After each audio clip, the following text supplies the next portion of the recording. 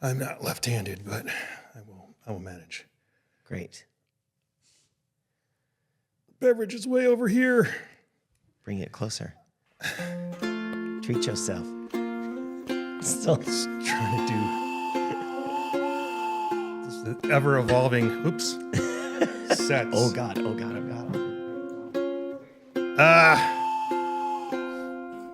We've never used this angle before. Sink. Under the sink, right side. It's okay. It's a brown colored liquid on a brown table. Yeah, hot beverages and wood can sometimes be.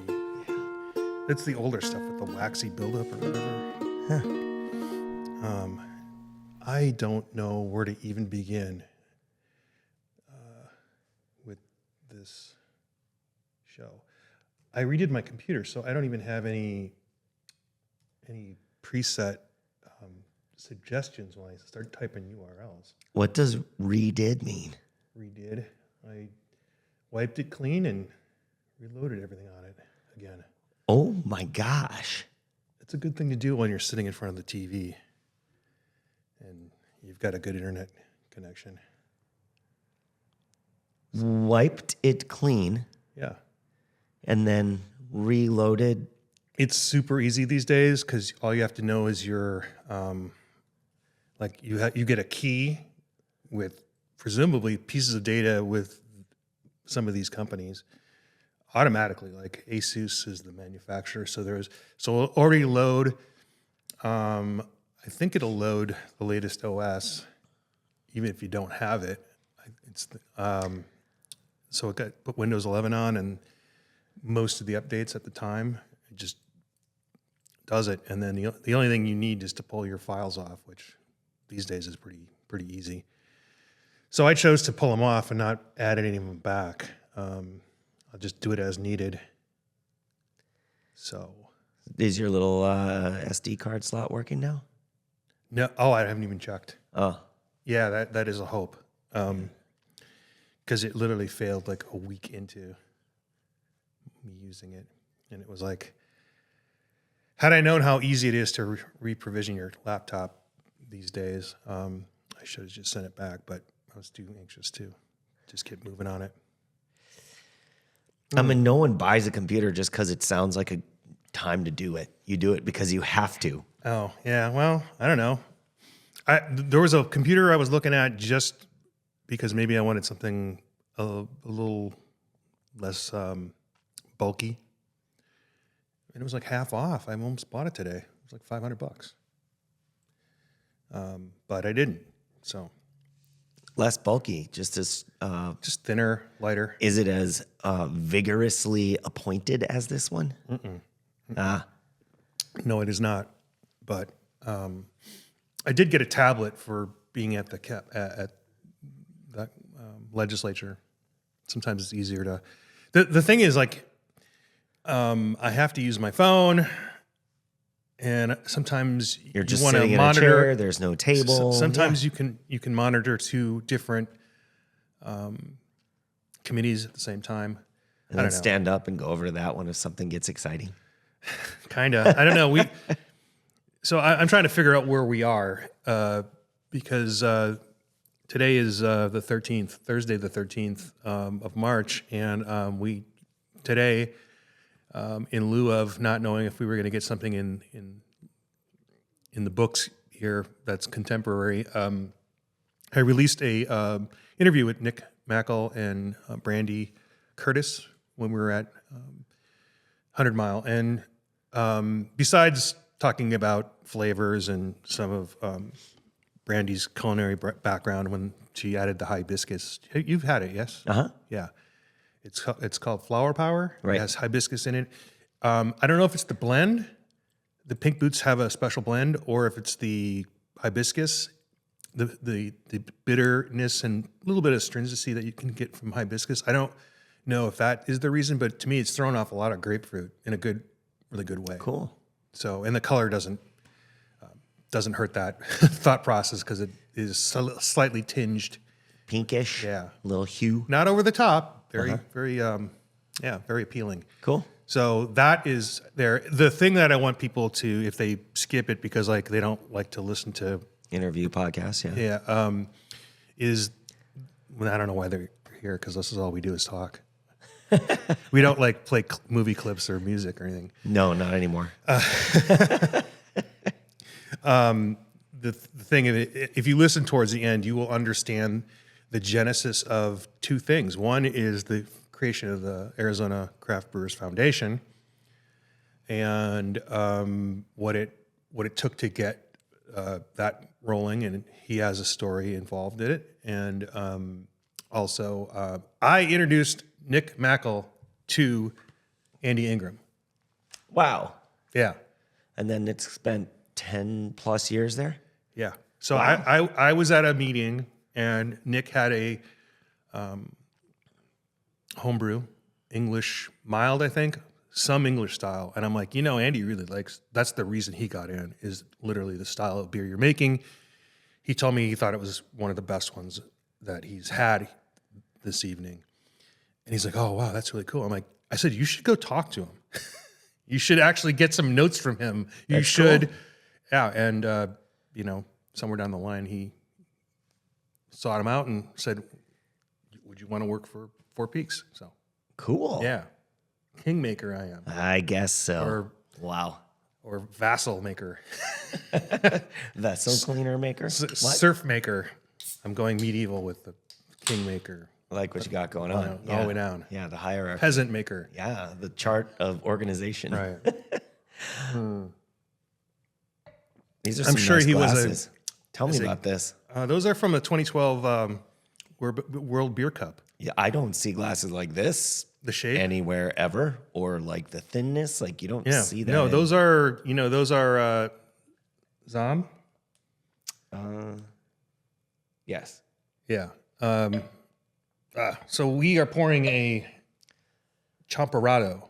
Champurrado Milk Stout from Arizona Wilderness. And you were asking me earlier if they were re-releasing it. I said, well, I just had it the other day, and I don't know if they're re-releasing it or if it's to holdover, but it's a Champurrado, which is referencing a Mexican hot chocolate, but the Mexican hot chocolate has a little bit of chili, chaltepin, and it's thick. It's like, I don't know how to, it's like almost cake batter thickness, Right. and it's served hot, obviously.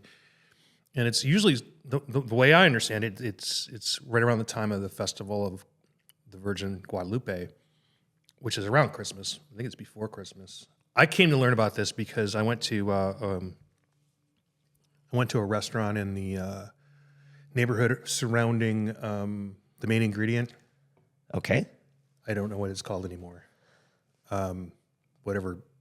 Coronado. I think it's called the main ingredients area because that's Coronado.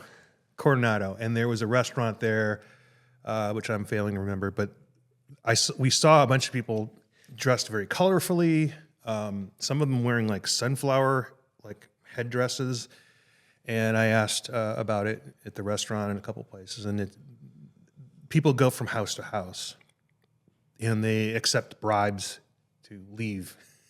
But when they're there, they'll do songs, and so they're bribed with either food or alcohol or both. And Champurrado is one of the things. cool.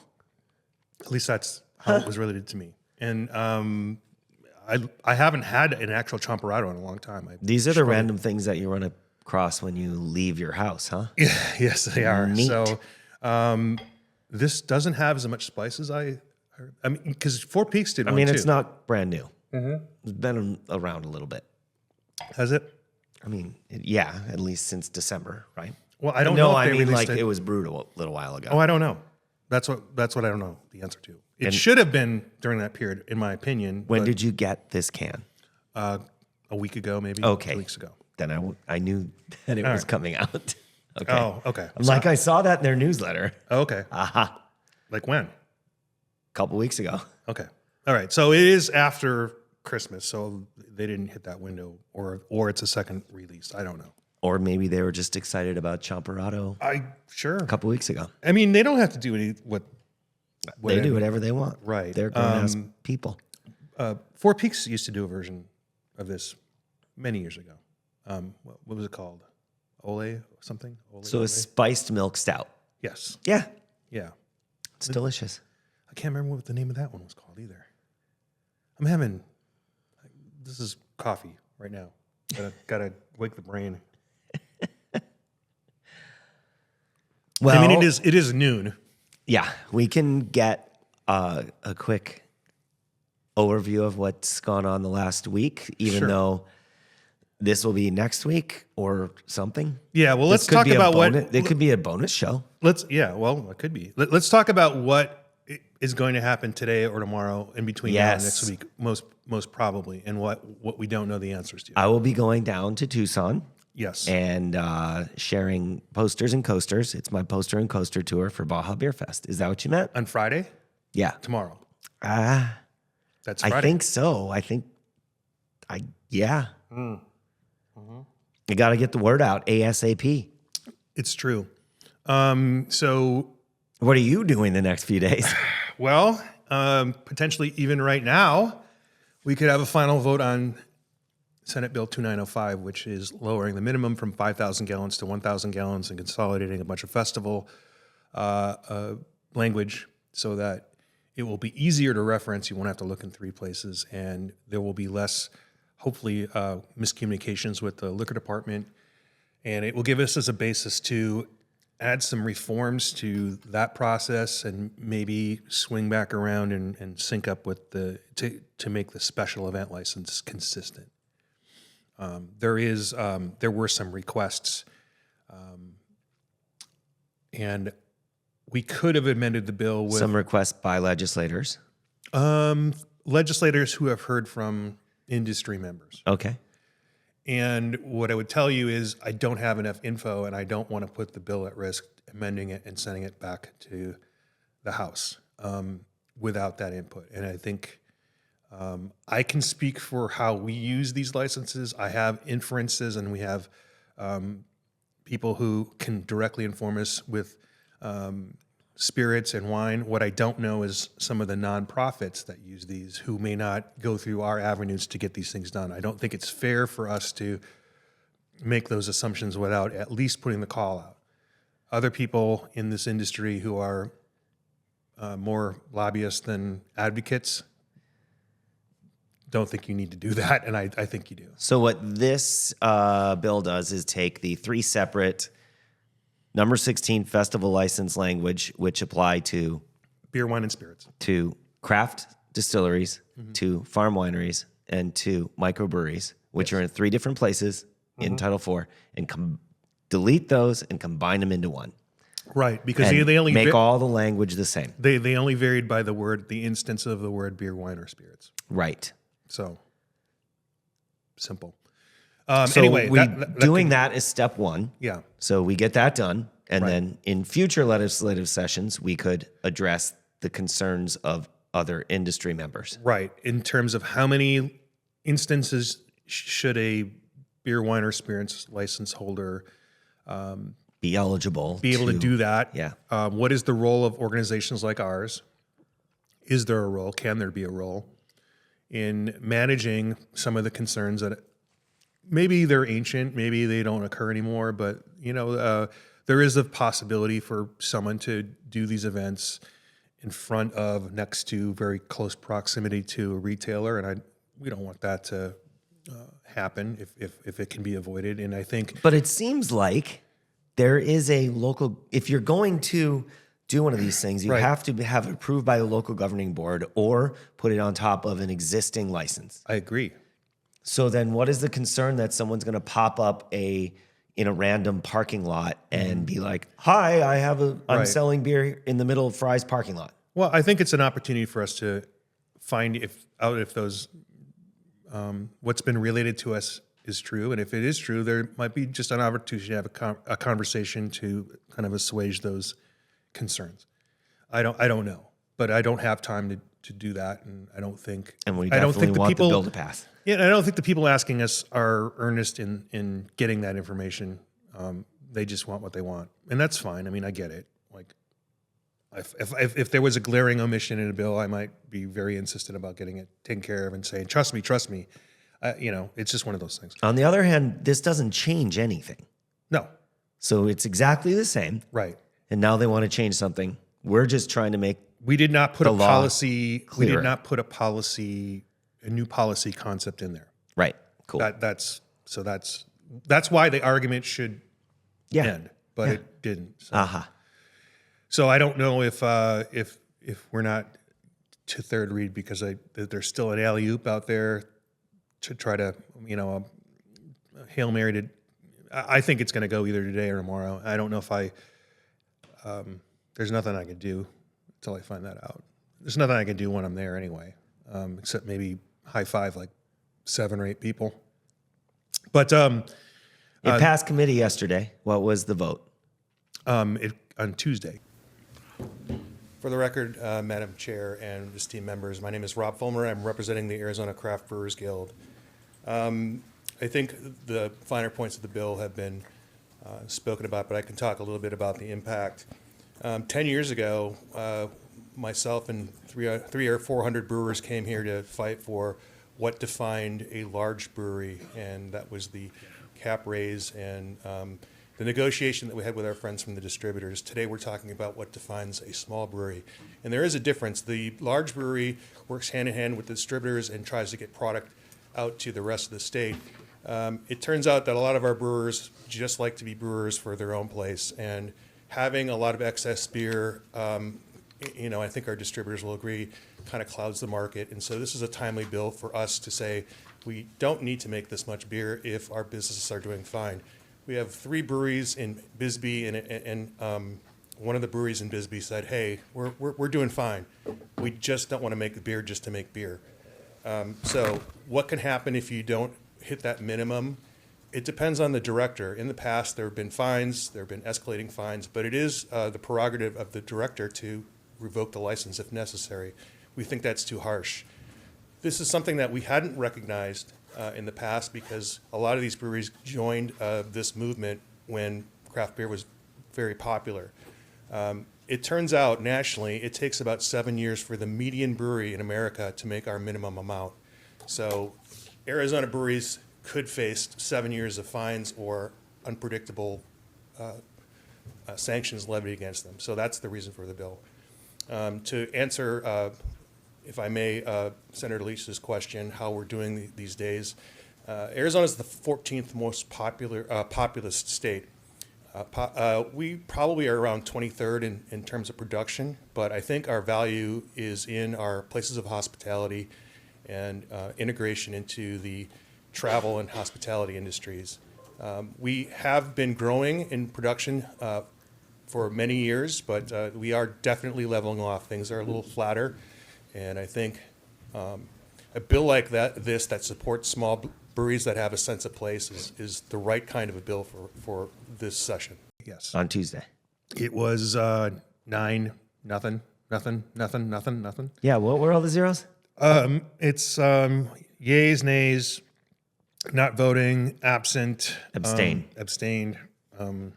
So all 9 committee members voted. Right. Yes. Thumbs up. Yes. Thank you. Great job. So now we need 16 votes in the Senate and a signature from the governor. So that's where we're at. So it already passed the House? It's already through the House. Yeah, Okay. it's through the House. We're 16 votes away. You keep talking about Representative Wenninger, and he's in the House, so that's Yeah. why I was like, well, but doesn't it have to have a Senate sponsor, or no? No. They just, No, okay, they just great. have him. They Cool. just have him. He And doesn't so even I- have to be there for committee, but he was. Sure, I great. mean, if they want bills to pass, that's what they do. Uh-huh. So, and literally, well, I'll get into what that happened. And we'll go back in time and we'll get us up to speed on that. But the other thing that's out there that I understand is our hemp bill, SB 1556. The bumpy road. Is in the House. It needs a committee hearing and a House vote. I understand now that they've assigned it to 2 committees, which is unusual. And not great. No, it's not ideal. The more committees you have, the more votes it has to pass. So when you told me that the Pioneer Museum Yes. had been assigned to another committee. I was like, oh, good. That must be good. No, not at all. No, not good. It's that's a non-controversial bill. I think it's put in two committees because it's an expenditure. Oh, I thought it was because of the shoes. The no, no. She's Wendy Rogers. Wendy Rogers is running the bill. I She has I'm very assuming, fancy shoes that she wears every day. They're gold high tops.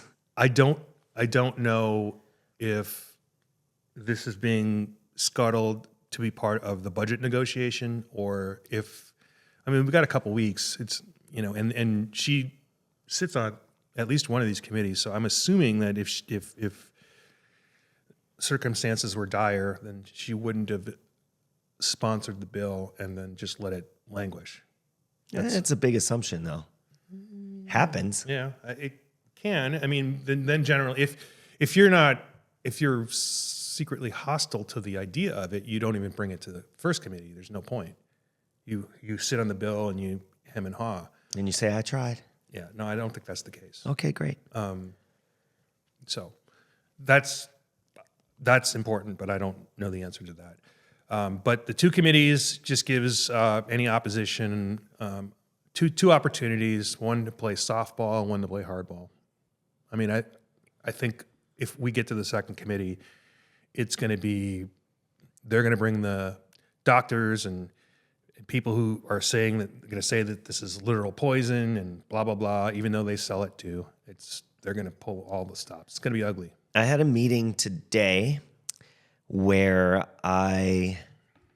someone was very surprised that there were hemp THC gummies being advertised on Instagram and Facebook. Yeah. And I said, well, I've bought them there 6 months ago.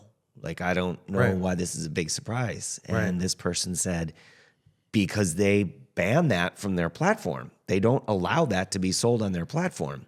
And I said, well, I beg to differ. They are a certified Meta advertising partner. So maybe because they are that, there's a higher standard and they don't want to jeopardize their certification. And these other companies are not certified. And they're like, we'll just eat it out there. If it works, great. Yeah. Well, I can't speak to the consistent. You can't speak to Meta and Instagram's policy? No, it Weird. seems to be completely random and unexplainable. Other than, I guarantee if you're spending a lot of money on advertising, then those things magically go away. I did hear from one of my colleagues in this fight that some of the big hemp beverage producers are spending $5-6 million in advertising.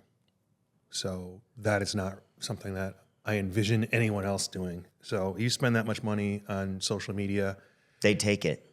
they will. They will accept that. Those We will funds. accept your money. Thank you. Right. So, so that's the status of those two very important bills. And then I don't know where Don Bowles is in this process. It hasn't been assigned to a committee, and that's how it's going to die if it dies. Have you explained what the Don Bowles situation is? I mean, the history of the bill and the history of him. We have in so many other episodes, but essentially Don Bowles was a journalist in the 1970s, and he was assassinated by a car bomb in front of the Clarendon Hotel. And there has been an effort to put a monument in his name in Wesley Bullen Memorial Plaza. You need the state's permission. There is no funding from the state. It is all self-funded. You just need their permission. And historically, it has cleared the House the last 2 years, and it dies in the Senate. There is, and it's the people. It just gets pocketed in committee every year. Yeah. Right. And, we even had this year in the House, Representative Culloden, who is ultra libertarian, actually support the bill, although he did it because he thought he was sticking it to the liberal media by making them accountable every time they, I don't know. It was, it was an interesting Huh. take on the bill. But What is an ultra libertarian? I don't even know. I've never heard that phrase before. well, I don't know. Okay. A libertarian. Yeah. Okay. Good enough. I guess it just depends on how argumentative they are. I see. A casual libertarian would be like, well, Whatever, man. I believe that everyone should live their own lives and blah, blah, blah. I guess you're ultra if you're in the, well, I mean, Ultra-libertarian says- self-described. I mean, like, you can't just be right-wing anymore. You have to be ultra right-wing, right? You have to be ultra something. I know. I know. Yeah. So that's a lot of talk for a couple of bills. Hey, that was a lot of inside baseball talk about the legislative process and why the guild has stuff to do. Right. Yeah. So tomorrow is our last day of having the keys for the Arizona Craft Brewers Guild office. Oh yeah. It's there's a couch, 4 chairs, and some shelving units. And my my hitch basket that I have to pick up today. Oh, okay. Yeah. It's cleaned out. Yeah. Wild. Yeah. That's why we're here. Here we are. Because we didn't have time to set up a location outside of here. We do have a location set up for next week's, or we do have an interview set up for next week. Okay. We're going to have our friend of the pod, Ken Wilson. He is speaking at the Craft Brewers Conference in late April about college athletes and advertising. Yeah. Name, likeness, Name and likeness, yeah. and image. NIL. Name, image, likeness. There you go. And they have arranged an agreement. I don't know. Contract isn't the right word, but an agreement with 2 of the NAU athletes that are premier athletes to work with them. I'm going to let him describe it more correctly because what I say is not the right words, I'm sure. But they're going to be working together and the whole process because it's a big thing. Right. They'll be compensated in exchange for the use of their name, image, and likeness. Yes. And presumably they will say nice things about the brands. Right. Presumably they self-selected because they have a relationship or a fondness. So we'll have a preview of the Craft Brewers Conference talk on this podcast soon. I'm going to just get a little more splashy splash. I Great. finished my coffee. Great. Yeah. So That's we've coming been up. alternating between having the show and then me digging up some material and putting something together. But we didn't talk about, and you missed because it was on your trivia night last week, Thursday. Justin Crossley from the Brewing Network. He's been in town. We had an opportunity to interview him, but it just didn't work out. So he might do a remote at some point for us. And he came on Thursday and he interviewed club members, and he wanted to know about how we got our location, and he wanted to know the history of the club and how we have changed and focused over the years. So I answered some of those questions. Barry was there. Keith Mysick, the current president, John Rudolph. A couple of homebrewers talked about their homebrew. I stepped out and had some homebrew in the other room. So look up on the Brewing Network. Yeah, I don't know when it's going to be released, but he's done a couple shows with Arizona Wilderness. They did their Cool Ship. There's a video right now. He's on it. Wren House, somebody else. Cool. Beautiful. So, Arizona's getting a little national focus? How nice. so there is that to look forward to. Yeah, we moved out of the office. A lot of our belongings are now in storage, or We had- some stuff at the Yeah. Arizona Society of Homebrewers Club. Where we have a little storage area. Yeah. We also had a great time on Sunday. Yes. Breweries who set up for Arizona Strong on Friday for the Saturday festival. We encourage them to do that because it makes Saturday just so much easier. If they set up on Friday, they received 4 tickets to a baseball game, which happened on Sunday of this week. And we had such a great time. 280 tickets were scanned of people that received them from that Nice. deal, which is a lot And of people. and it was a Sunday that the weather was perfect. Perfect. So it was a The packed Diamondbacks house. kicked butt against the Texas Rangers. Yeah, I talked to Sean. He's like, the Rangers need to score. I need to keep people here longer than 5 innings. Right. Yeah. But people stuck. I left, but people stuck around. I mean, it was good. It was good to see. Some I folks, did too. leave. We left a little early too. Yeah, yeah. So which leads us to Monday. That's I did. Oh, I don't know if I can. I could say a few things that happened on Monday, and I can't. Okay. I had a meeting with the governor's office. Governor may or may not have been there. I can't confirm. Or deny. To talk about tariffs and the larger international picture between Canada and Mexico. I was clearly the smallest entity there, but I had specifically to talk about base grain, Canadian base grain, and how things under the USMCA are normally fine except for these tariffs, and here's why they're very damaging to us. And at that time, I learned from Mark Serini that he thought Mark At that- Serini is the legal counsel for the Brewers Association. at that moment, malt was exempt. That has probably changed now because in response to Everything changes every other day. alcohol tariffs, reciprocal alcohol tariffs, I understand now that this administration wants to allow the egregious thing that's happening to American-made champagne must end now, and What are you talking about? That because of the Champagne DOC? the the administration feels like American champagne doesn't get an opportunity to be sold in the EU, so they're tariffing French-made champagne. I'm talking around the fact that there is no such thing as American champagne. There is American sparkling wine, but there is no American champagne. So It's like using someone else's trademark. yes, right. I guess the hub of American champagne might be in Champaign, Illinois, for all I know. Right, right. Or it could be in Florida. It could be in Texas. I don't know. It's hard to say. There's a Champagne, Things Texas. are blowing around on your. I know. It's a blustery day. Yeah.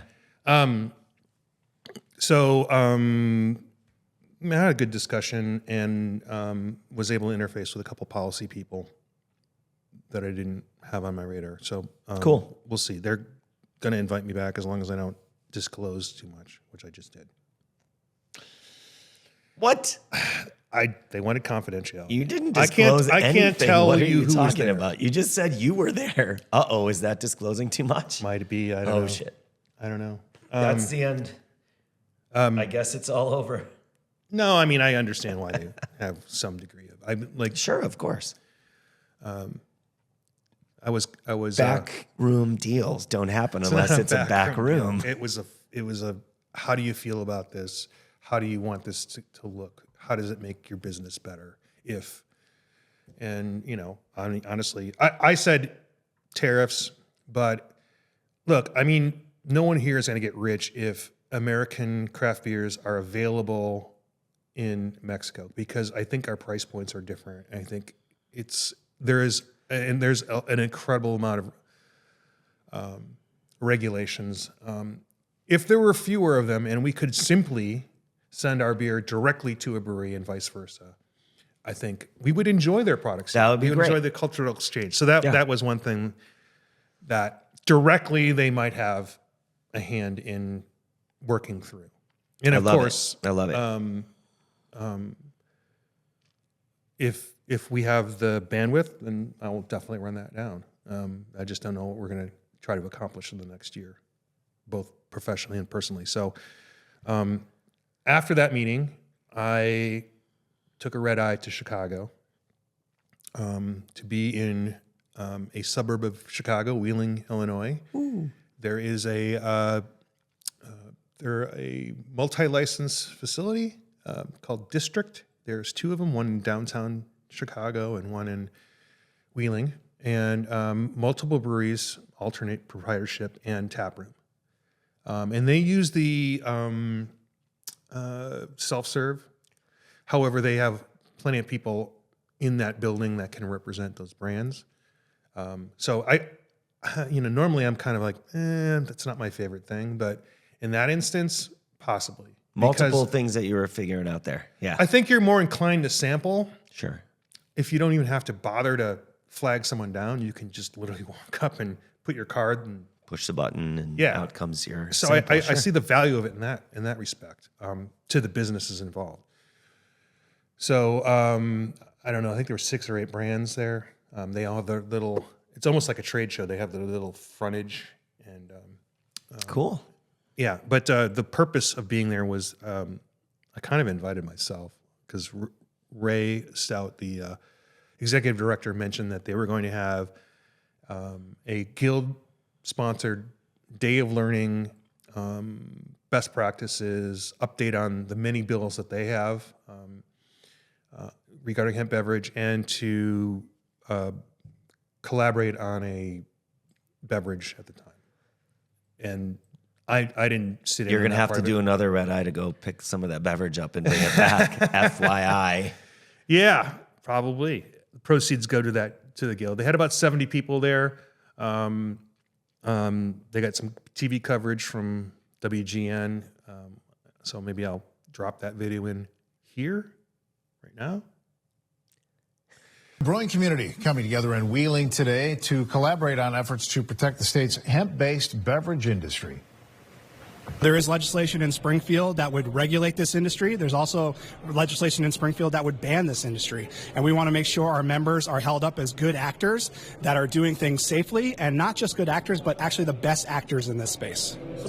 More than 100 Chicago area craft breweries participated in the inaugural Hemp Beverage Brew Day today. They discussed best practices to inform a fair statewide regulatory framework to govern the industry instead of banning it. The Illinois Craft Brewers Guild says hemp-derived beverages have become a vital source of revenue for small and independent Illinois breweries as they adapt to meet shifting consumer demand. Good job. Yeah.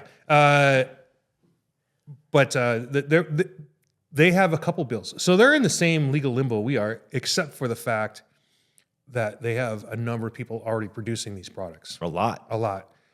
And it's not that they were early or we were late. They also don't have the same recreational marijuana situation. Right. Because if you go to O'Hare, they still have the cannabis.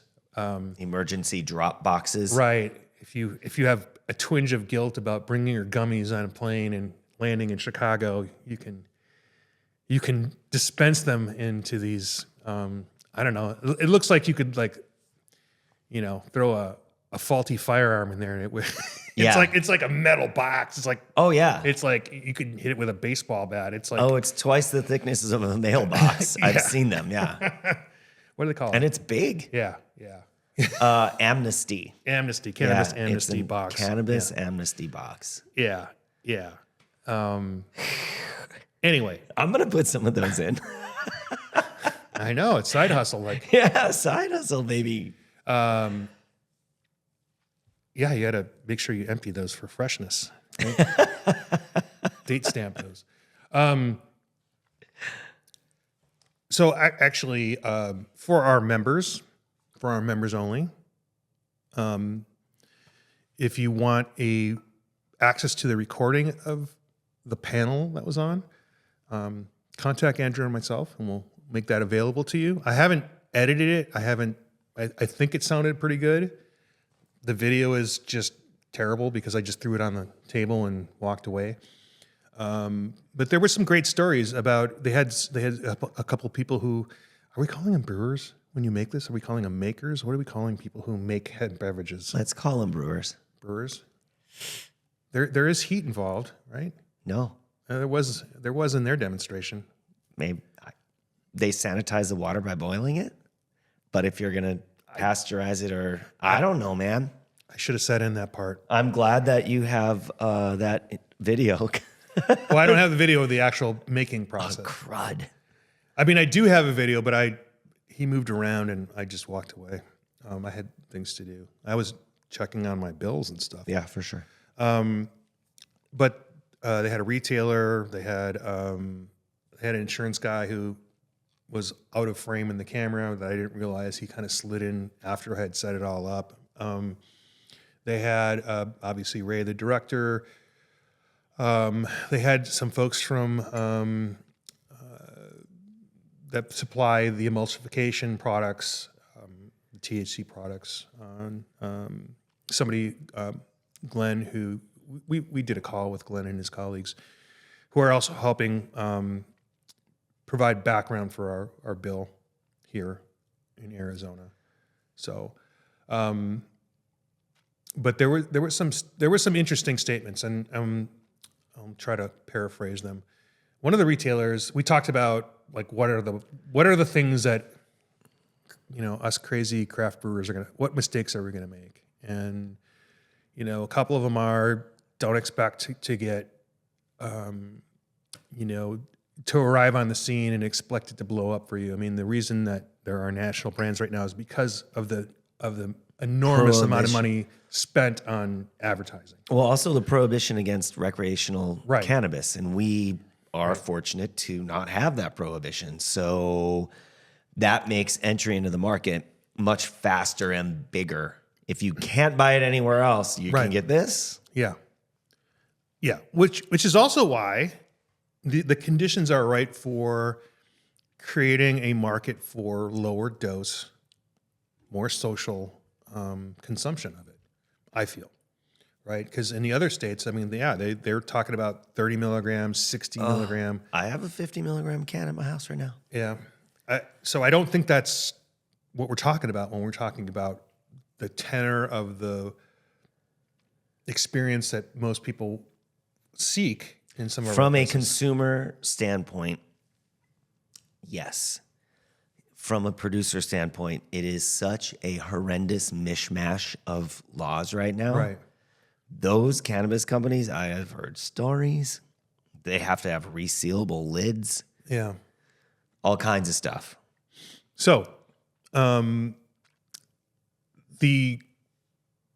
thing that kind of one of the things that resonated with me was that we have to remember why we're in the room here or it's beer, and we need to put beer first. So let's not forget that. Let's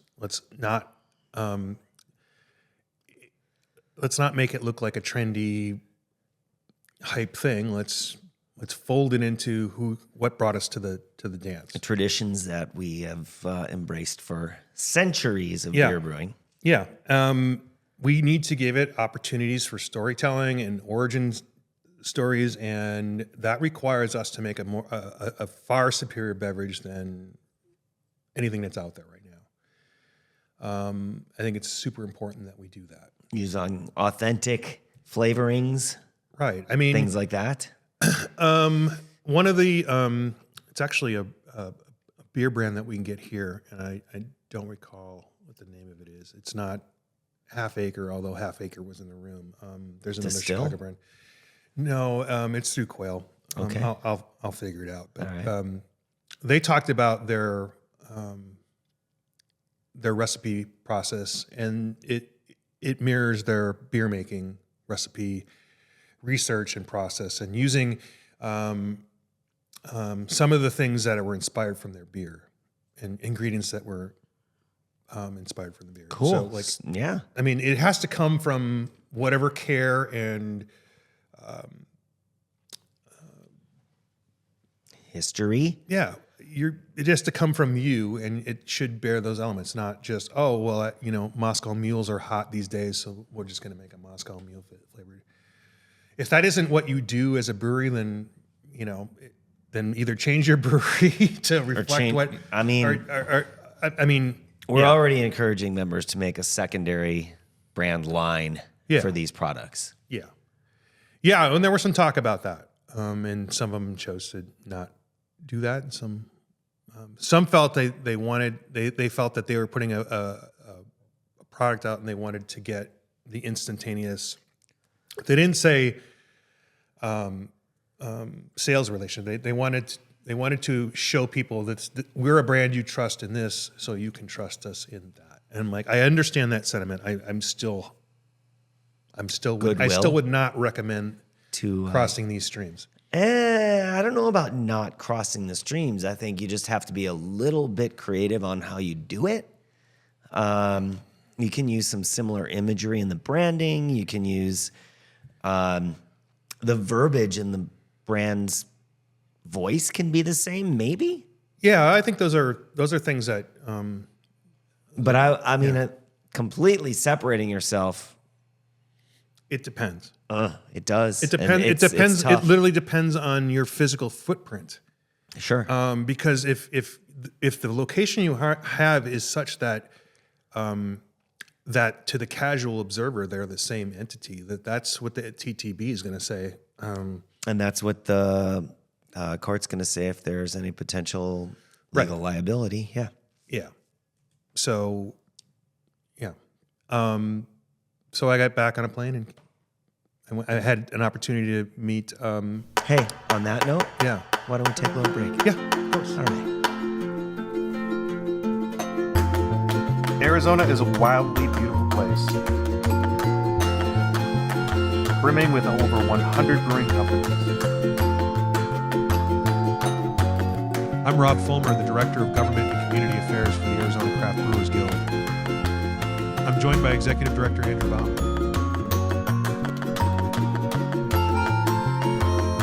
Together we cover the state, bringing you the best of what's happening at our breweries and beyond. Welcome to Arizona Beer Frontier. We're back. Oh, hey, Rob. We are back. Oh, hey, Rob. Oh, you're doing the thing. Yeah. Hey, Rob. Andrew Bauman. Welcome back. Haven't done that in a while. Part 2. I just wanted to go over a couple of details on my trip that I just remembered during the break. Oh, I have some of that from my trip on Tuesday as well. Good, good. Yeah. When you take a red eye from Phoenix, What time did you leave? I think I boarded it at 11:50 Oof. p.m. You sent me the picture at 8:30 in the morning, our time. And I know you had already been there for a while. Well, so you get it on 11:50, and if you get there early, like there's only like one bar that's open if you're lucky. The clubs In the aren't- airport. The clubs aren't open like the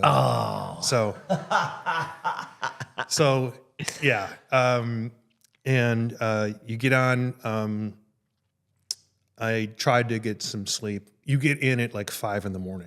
Mm-hmm. And so you're like, what the hell do I do? It's dark.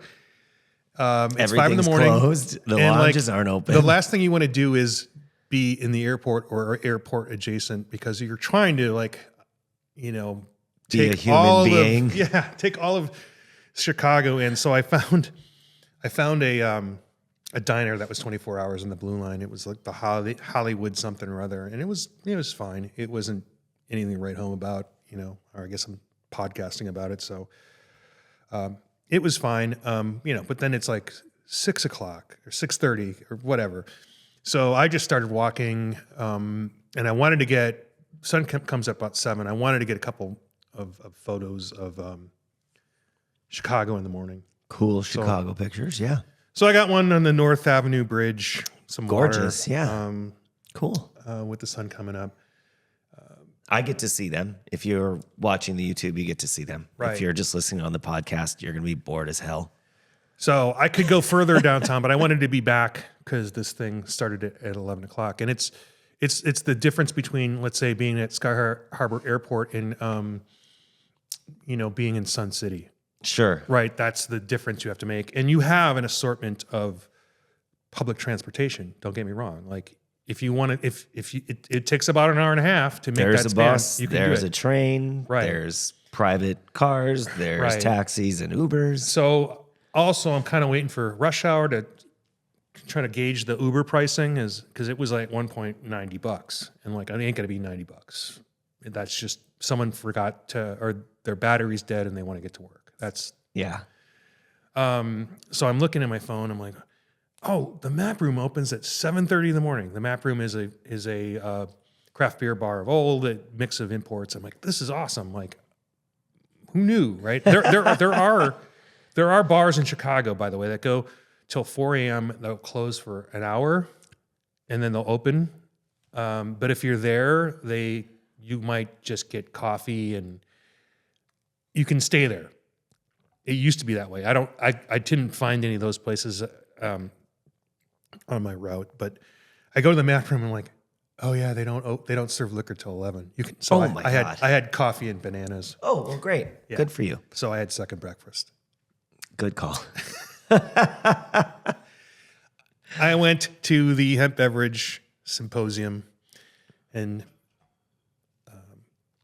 after that, some of the folks that I met there were nice enough to drive me back downtown to Dovetail.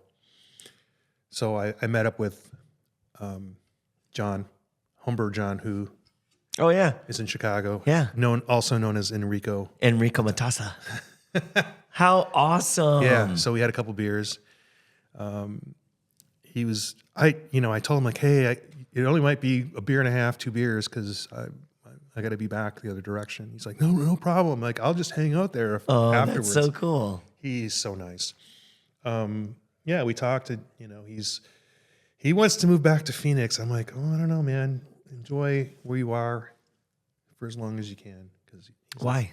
I don't know. Why? If he wants to move back here, why would you not encourage him to? I don't think he was sold on it, or his family isn't sold on it. So. Yeah, that is. He's been wanting to move back here a little while. I know. It's there's a whole thing. When you have children and you have grandparents there, it's hard to leave. Sure. Oh, there's a picture of John. Oh Yeah. my God. So I had a couple Rauch beers. They also had Trieberwurst, which is they cook sausages in spent grain of the beer they made that day. So Trieberwurst. yeah, yes, So you take the spent grain, you put the sausages in, you throw it in an oven, no. you boil it. They're fresh out of the mash tun. Sure. So they just let them sit until they reach 145 degrees or something like that. Okay. The sausages are cooked. Great. They're not Okay. cooked raw. Okay. Oh, I don't know. They should get their act together and do it the right way. But okay, go ahead. Since I this is believe- something I've never heard of before. I had them in Madison. I've never heard of it. In Sounds that great, case, though. though, but this, they tell you this was they made they were making a wheat-based beer, so you could Allergy alert. You could actually taste it. Cool. And there's a little bit of residual sweetness because Lord knows you can't get all the sugar out, nor do you want to necessarily for some styles. So yeah, that was complimentary. So if you're there at the right time, you get Oh, that. Chicago. I know, and I So had great. I had a dry Polish sausage and a spicy pickled egg, and that was quite the fare. As I was Dang, gonna, I need to cheers you on that one, brother. That is amazing. it was a good Congratulations. good little meal.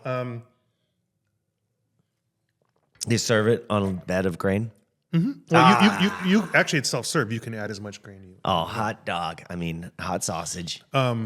which is just the kind of chemistry you want when you get into a self-contained tube for And then 6 you want hours. to get on a plane with that. Yeah, I cannot disagree more. Well, I managed to go to the Hop Leaf location in the airport. Had a beet salad. What are you trying to do to your passenger friends? Oh my God. I was trying to fall asleep and not wake up until we landed. Did it work? Yeah. Oh, yeah. Great. Yeah. Because I didn't have any twinges of guilt about Anything. anything. I did not dispense my You got on the Cannabis. plane at what, 4? no. It would have been 8:30.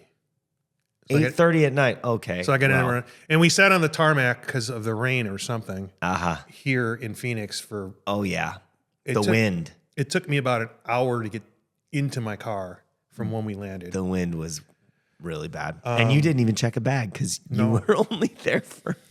No, I brought one shirt too many because I wanted at least one to change into. And Just in case. yeah, In case you... right. I don't know. Spilled Treberwurst all over me. I don't. No, that doesn't even stain. The Case spicy. I got sausage on my shirt. All right. Yeah, that's the Good stuff.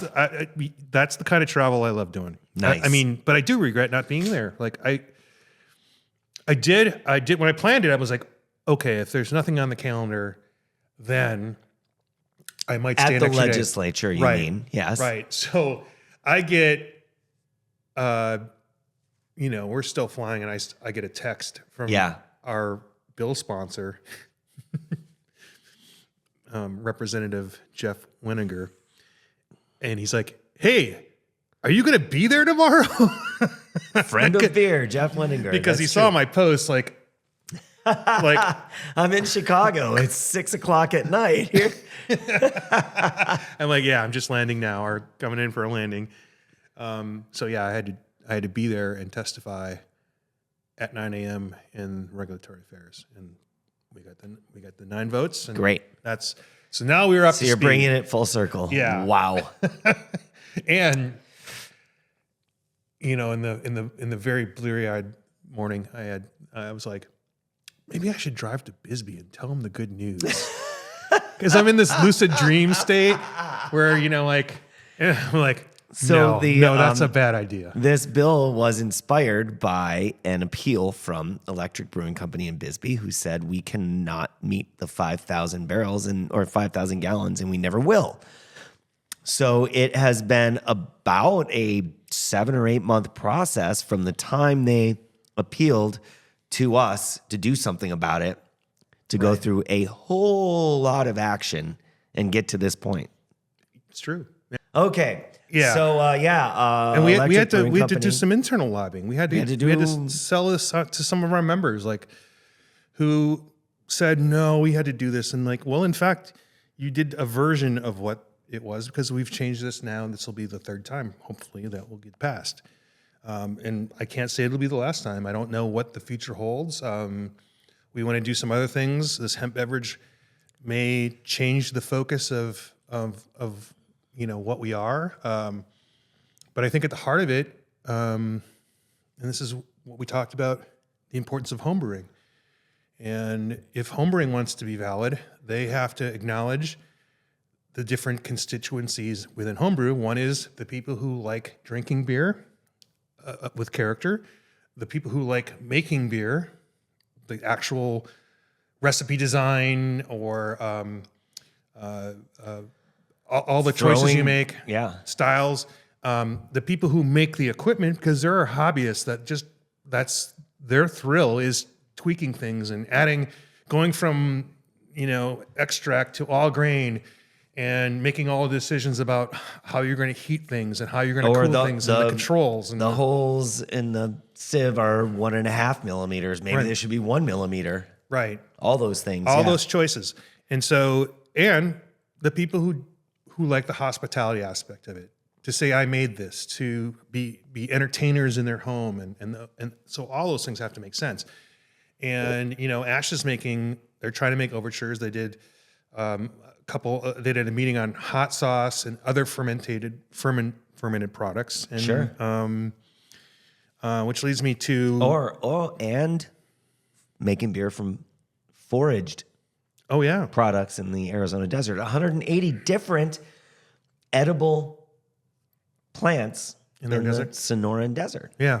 In fact, the show that Justin recorded, they talked about discovering hops in the White Mountains and brewing on site, because why not? So yeah, you're totally right. And you have this whole thing about making beer in unusual places, or Unusual places with an unusual ingredients. And, Right.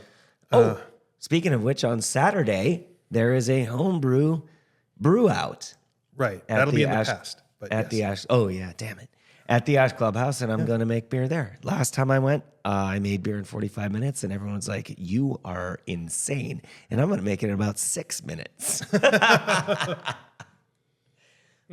So, yeah, things like that. So I got a call. I filled out a form a while back to say, hey, I don't have extra time, but I have an interest in assisting the National Homebrewers Association in their transition from the Brewers Association to their Division, own separate right. entity. And, there is this whole discussion about what should that look like. And it centers around people's contact with the AHAs. Generally, the richest experience is to their conference. And there are those who felt like it got too big for them, got too expensive. The first thing I would say to anyone is that they shouldn't look back. They made the right choices at the right time. And a national organization is designed to be higher minded, is designed to be aspirational. And, the expectation shouldn't be that every member should have a chance or afford or be at every one every year, honestly. That shouldn't be built into what that looks like. How many did you go to? I went to a Looking lot. back, like you said, don't. No, I'm saying don't. How many did you go to? I don't know, 10? 10. Six, 10, I I don't know. went to 6.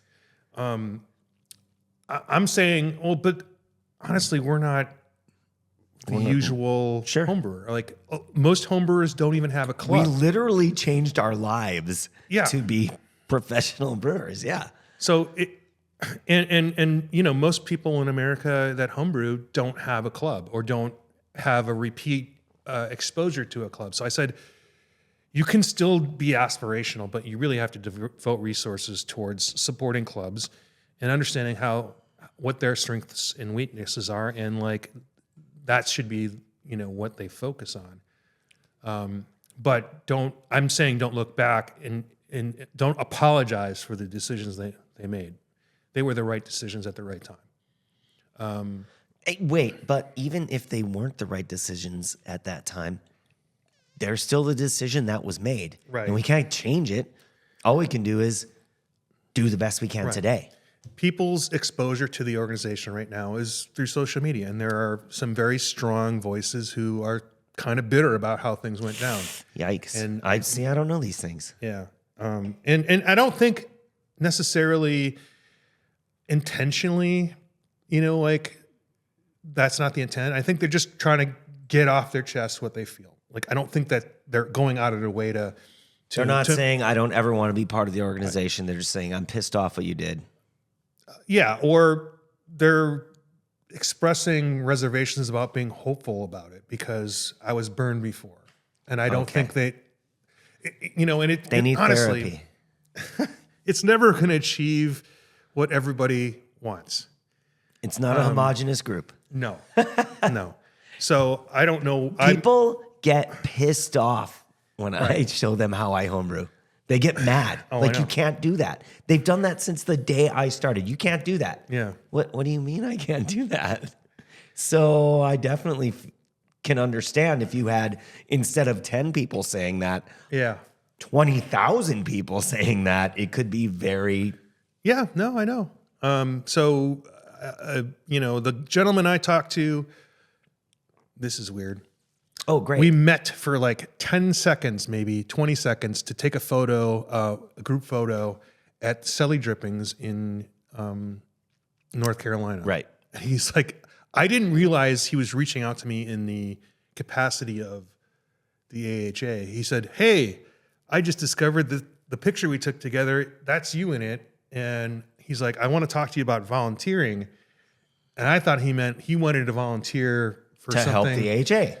No. Oh. I thought, I don't know what he wants to volunteer. Does he think I'm with Sierra Nevada? Does he Sure. think, I'm in North Carolina? Who knows? I didn't put it together. And so I had intended to reach out to him. I was like, you have to understand, between the time I got your email, I was at the legislature, Flew to Chicago. came back. We got on a conference call with the AHA. Yeah. Awesome. Yeah. So I'm going to be included in some things, but the long story short is I think initially they want to do some online stuff, and they want speakers, and they want to start to engage people online during this time when they are trying to figure out what's going on. They want to, and I said, that's very, that's how I started. That's how you started, online, not with full motion video and conferencing and all that other stuff. But like, yeah, I mean, that's something that you want to do. But I said, that makes sense for a huge segment, but like for our club, who does also reach out online, like it's the physical real deal. Like we have to, as members of that organization, we have to take advantage of the space that we have and try to hang on to that, because that's something that most clubs in America don't have. If there are 100 homebrew clubs in America, let's just go with that as a number. Right. 10 of them, 5 of them Yeah. have a physical permanent space. Yeah. Yeah. So fortunate. Anyways, great. Yeah. So my Tuesday. Your Tuesday. Yeah. I went down to Tucson. I had some yeah. meetings for Baja. Yeah. Yeah. I was trying to connect with our good friend Dustin Kraft from Malt Europe. He has been a long time supporter of craft beer in Arizona. He, in transition of their company, was not the Arizona rep for a while. He is now again the Arizona rep. He was in Tucson for the National Distillers Conference. That's not the correct name, but that's what it was. Which was amazing that it was in Tucson. right. They Right. have one distillery there. So that's a pretty big deal to bring all these speakers. The TTB was supposed to be there, but due to recent budgetary changes, they are no longer allowed to travel. Unfortunately, that's the case, so they could not appear. Risa from the DLLC was part of a panel about DTC. Yeah, so it was all the distillers getting together, and I happened to be there that day. Got to meet with Dustin, went to Crooked Tooth Brewing Company. The people from Grand Canyon Brewing had a meeting with Crooked Tooth. So Dustin and I went back and forth with a few different places to meet. Nothing was working out. On Tuesday, there's not a whole lot of breweries open around noon. Right. But we want to go to a brewery. So I said, I'm going to go see if Ben is at Crooked Tooth. Right. He was. I said, come down here. And Dustin's got a hobby of coffee roasting. So he happened to be at XO Coffee, which is about 2 blocks away. Right. And came on over and we sat down. The Grand Canyon guys got there. We had all the people. We had the brewer. Well, we had Emma, I don't know, is she the brewer, the assistant brewer? Ben's the head brewer? I don't know. They were all there. Yeah.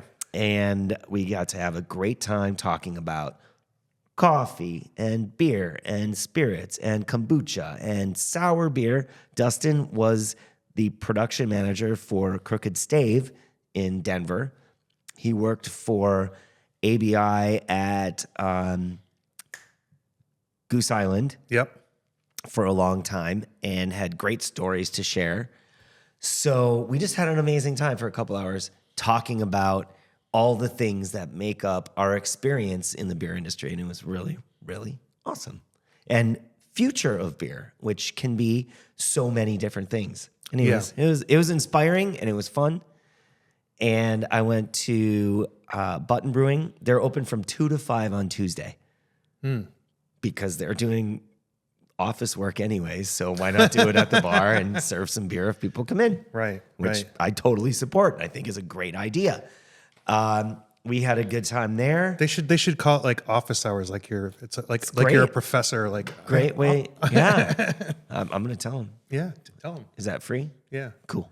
and then they can just hand out little trivia things and like this is a praxis exam. Great. I went to Catalina Brewing Company, which is where Josh is there now, but what is the name of the brewery that he's helping get started? Rustic? Rustica. Rustica? And I don't know. yes, It's rustic something. yes, like that. And they are a barber shop in the mall, and they have a taproom space across the mall road, like in the mall, but the hallway, the aisle. What is it in a mall? If you're in one side and across the Aisle? yeah, Or they have a taproom that they're building out there. so it's an indoor mall. Indoor mall. It's what is I don't know, bro. So they're opening a tap room, but they're serving at the barbershop. They are making some beers for Catalina. It's alternating proprietorship essentially, and so it was great talking to him about his experience in that space and how excited he is to be back in the brewing industry in Tucson, where is his home and the people he loves are there. So that's amazing. As I was getting ready to go, Brian, the owner of Catalina, appeared and we chatted for another amount of time. man, it's just like the old days. It was so great. He has a friend that does mushroom tinctures, and they have a whole mushroom tincture menu. Are we talking about the psychedelic kind? No. All right. Okay. Um, So mushroom extract blends called Mind Ease, Happy Heart, Sweet Balance, Elixir of Life, Fortify, Sleep this is Spell. for like tea, right? Yeah, you would blend these tinctures with, well, they have a number 6. So they have a full beer, wine, spirits. So you can make cocktails with them. Yeah, they have what's called chaga coffee. Uh-huh. It's mushroom coffee. All kinds of cool. Lion's Mane decaf. Have you had a mushroom beer ever? Like a mushroom? Yes. I love them. Yeah. They're just like this very subtle maple syrupy It's smell. It And can be so the aroma. wild. The aroma is incredible on some of these beers. Like I remember finding one literally through aroma at the Great American Beer Festival. So like imagine how much shit is going on, and I'm you able smell to and you're like, what is this smell? right. And I'm like, is that a maple stout? I'm like, nope, it's mushroom. I'm like, incredible. That was like a Oregon brewery. This was like 6 years ago. Yeah. I'm like, but I've never seen one here. When I was at the Uncle Bears, what is not Alan the mead maker? Who's the other mead maker of incredible note from Arizona? Superstition Meadery, Jeff? No, not professional Carvin? homebrew. Carvin brought some mushrooms to us, and we did an experimental 5-gallon batch of mushroom beer, and it was super amazing. Yeah. All right. Anyways, yes, so Mushrooms.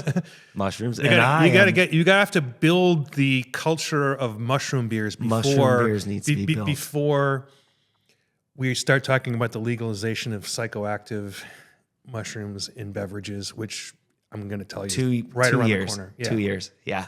So Anyways. that you can establish a segmented I product don't line. think that's prohibited by the TTB like THC is.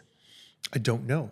I don't think it is. Maybe no one's brought it up. I'm sure someone's brought it up. Anyways, my story was not as long and detailed as yours, but it was pretty fun. For No, me. it was. I mean, like I said, it's kind of like the old days, and part of the reason. I mean, it used to be when you knew there'd be someone in a brewery on a Monday or Tuesday, we'd get a lot more done. Like everybody wants to see us when they're open, but then they're not there when they're open all the time, and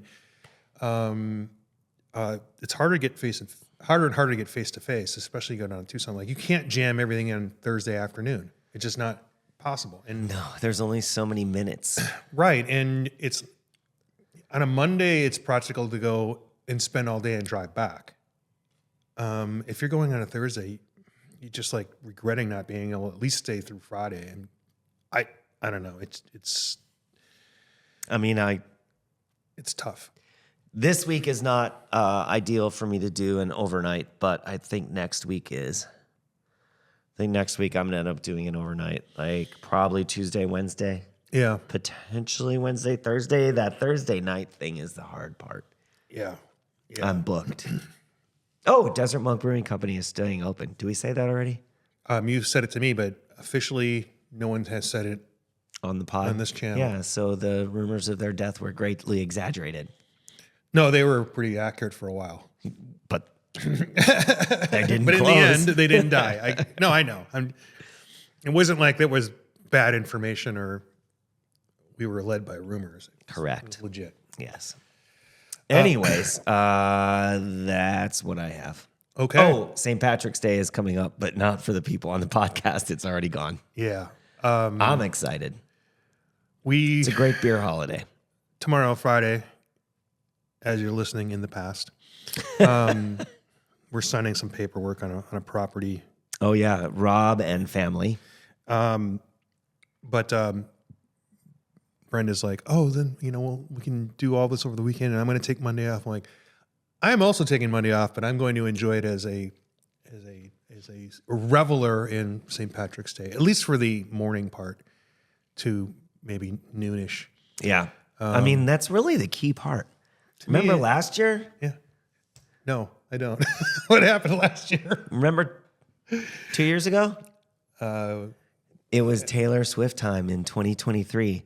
So we met at Fibber McGee's in the morning. Right. Ken was there. You were there. Maggie showed up. My Yep. parents were there.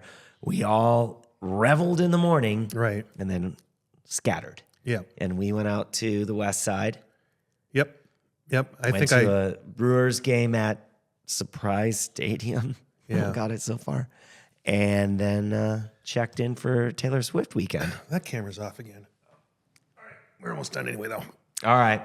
Well, our equipment is failing, so I guess that means now that we've said Taylor Swift, it's time to go. Because this is not a Taylor Swift podcast. It's- It's a podcast about Beer. Good job. Sometimes the beer finds you on St. Patrick's Day. Right on. Cheers. Cheers.